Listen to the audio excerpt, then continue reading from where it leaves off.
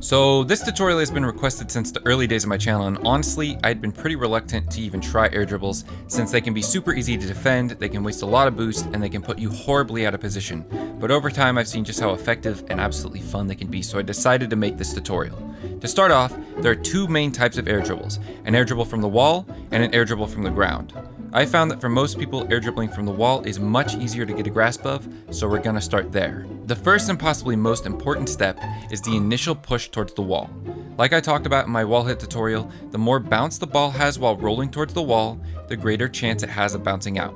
Now, it's definitely not impossible to pull off an air dribble if the ball goes too far out from the wall, but it is much more difficult, so try to hit the ball with little to no bounce going towards the wall. After that, you want to try to stay the same speed behind the ball. The best advice I can give players about this is to not let go of the acceleration button on the wall. If you let go, your car is going to lose momentum, you're going to lose control, and you're eventually going to slide down the wall. Now, the next step is not necessary, but I find it very helpful. It's a little trick I like to call the bump and jump. The bump and jump only works when the ball is very close to the wall. You want to first bump the ball with your car without jumping off the wall, then quickly after, jump off the wall and try to do an air dribble.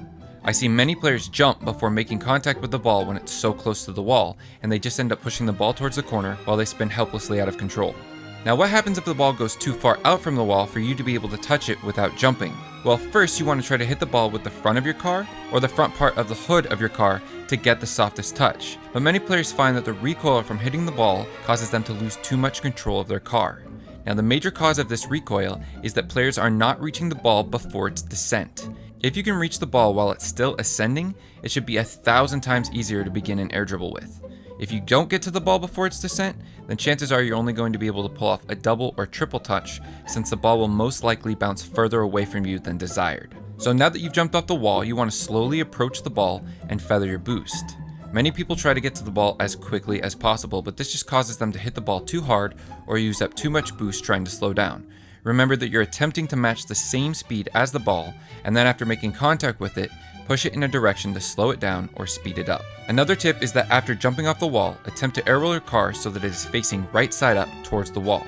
Now, this makes it much more difficult for you to catch your wheels on the ball, which would cause you to wipe out and can make it much easier for players to control their car in the air. Next thing you want to look for is finding that sweet spot on the ball.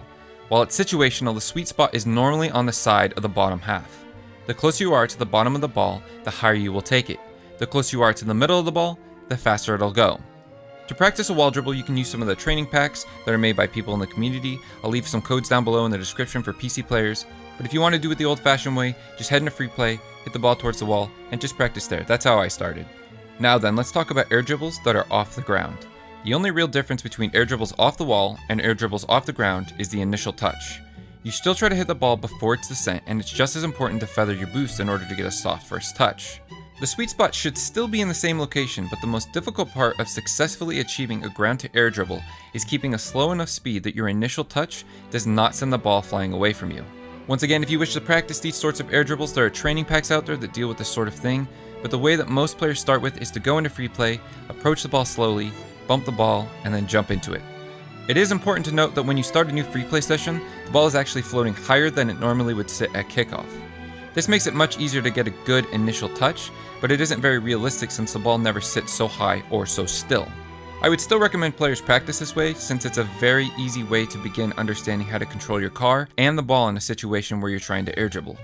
Now, if you feel you've gotten the hang of doing this part in training, try pressing the reset button to have the ball reset to the center of the map at a normal height, and then try doing an air dribble without the extra height in the ball. Again, just as a reminder, try to reach the ball before it starts to descend. For those players who understand how to bounce dribble, it's actually a good idea to incorporate bounce dribbling into a ground to air dribble.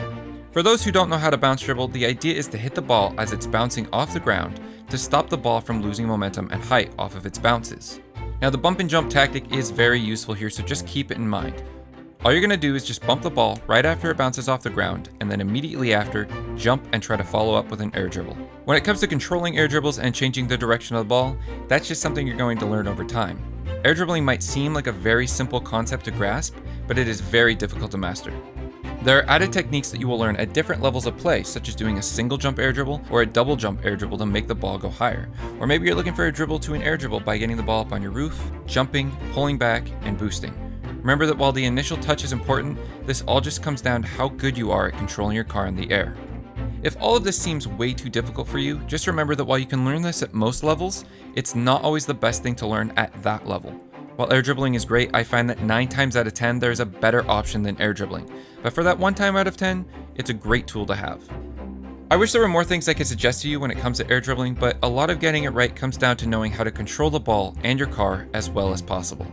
Before I wrap this video up, I have to give credit where credit is due and give a huge thanks to the people who have helped in the making of this tutorial. I've been injured for the past few weeks, unable to play Rocket League or even edit videos, so a huge thanks again to the names on the screen for the various clips used throughout the videos, and an even bigger thanks to my brother, Mr. Philip, and his help editing this entire video. He did it all, and without his help, this would not have been possible. I'm not sure how long this injury will take to fully heal, but if you'd like to keep updated or if you have any questions, you can find me on Twitter at Sir_Timbers, or you can leave a comment down below in the comment section. I hope this video has helped, and I hope you all have a wonderful day.